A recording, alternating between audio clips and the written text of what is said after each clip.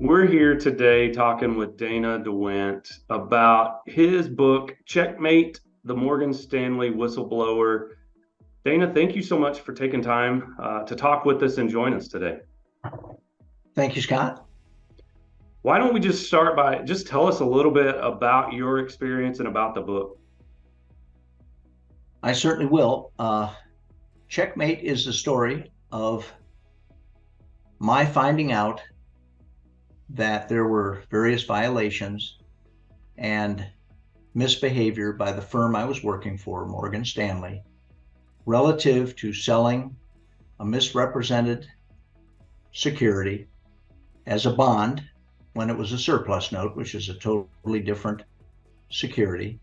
And along with that, it brought out the fact that they were violating registration laws in the states and territories for 8 years, from 1997, I'll say, till 2005. And even the compliance employees at Morgan Stanley were aware of it, but they decided not to do anything about it. What I found out through examinations that I caused was that Morgan Stanley had, in fact, reached outside of the boundaries of correct security transactions and foisted on the financial advisors, which were my colleagues at the time, and their investors, to purchase a surplus note, which eventually went to zero. And it takes quite a bit of time to figure out how this has happened, because my adversaries and opponents do not want to be found out. That's about everything in a nutshell. Relative to the book, let me just hold this up so people can see it. Relative to the book, I tried to be succinct in my presentation. It's a fairly short book. All you have to do is read to page 24.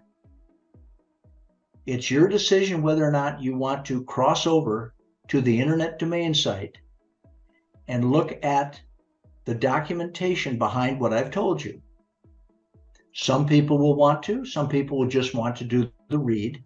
Then at page 24, then you should go absolutely to the domain site, starting with the Rescorla connection, and finish everything up on that site. What I've given people is an opportunity at the end of the read to contact the SEC by pressing a button on the screen and leaving them a message, something constructive, which they believe they would want to say about the story Checkmate. So you've spent, as we've talked and spent time talking, you've spent over 20 years, the past 20, 25 years working on this and given a large chunk of your life to this.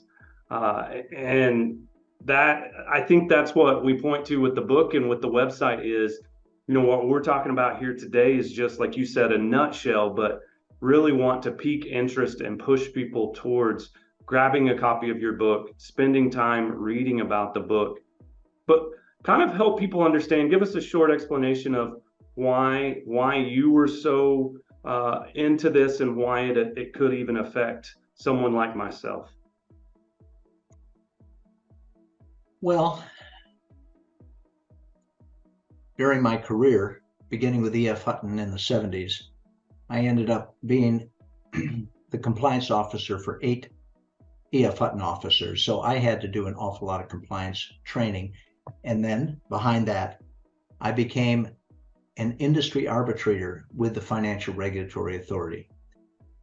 So I had all of the appropriate background in compliance to be able to try to figure out what was happening with this note that was going to zero and did go to zero in 2003. It's tremendously interesting to pursue, and I'm not an investigator and I'm not a specific regulator other than an arbitrator,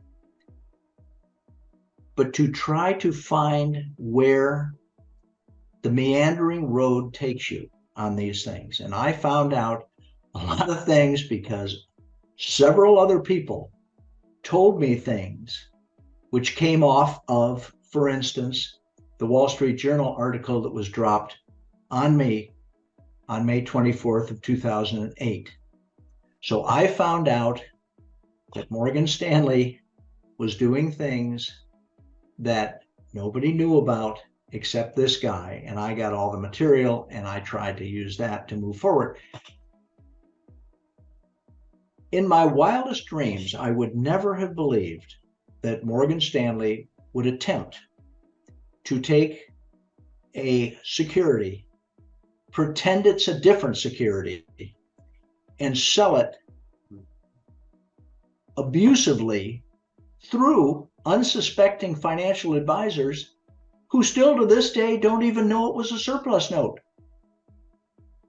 I've tried to inform some of the ones that I know, in the Stuart, Florida area, but I don't know a lot of Morgan Stanley people.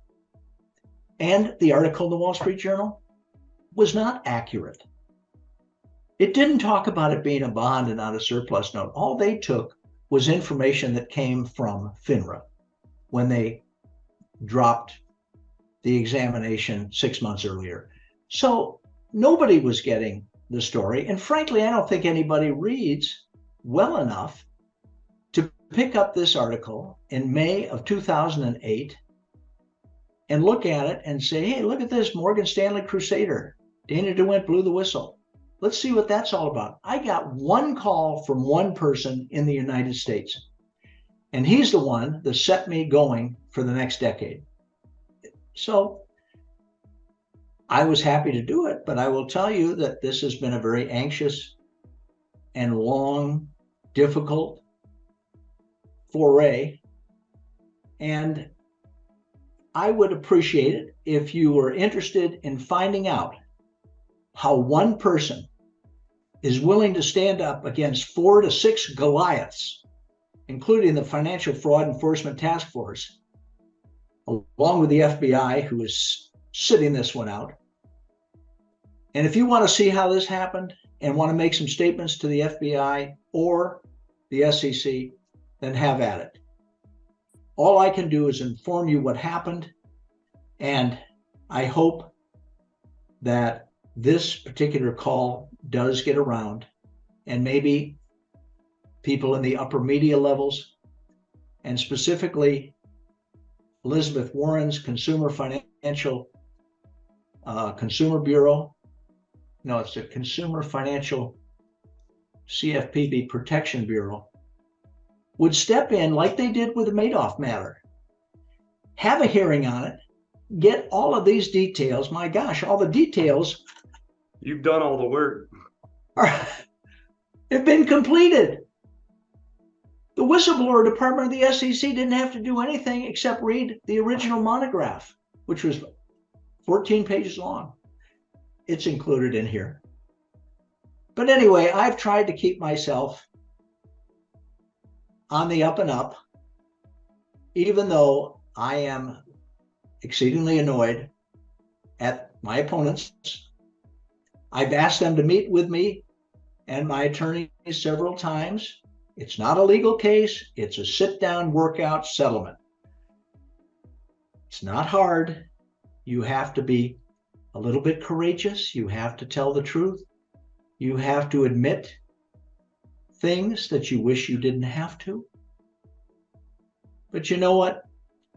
There's an awful lot of people that got injured on this deal, particularly my former financial advisors, whose reputations went squarely down the tubes when they were supposedly buying a CD equivalent bond, which went to zero. And I can tell you they were selling it to everybody, including their family members.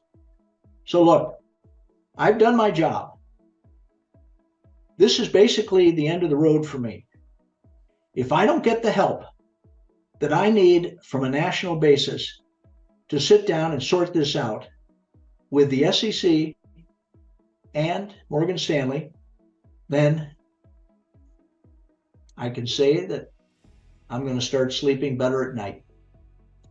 So thank you for listening, and I appreciate Scott Snow Tree Media's participation in the Zoom call, and I've tried to do my best to alert people to what Checkmate is all about. Well, thank you so much, Dana. His book, Checkmate, the Morgan Stanley Whistle Blower, is available online through Amazon, through Barnes & Noble. It's also available as an ebook through Kindle. We'll put and connect his website as well. We can put that in the captions so that you can check out the companion website with the book, and it's listed in there as well.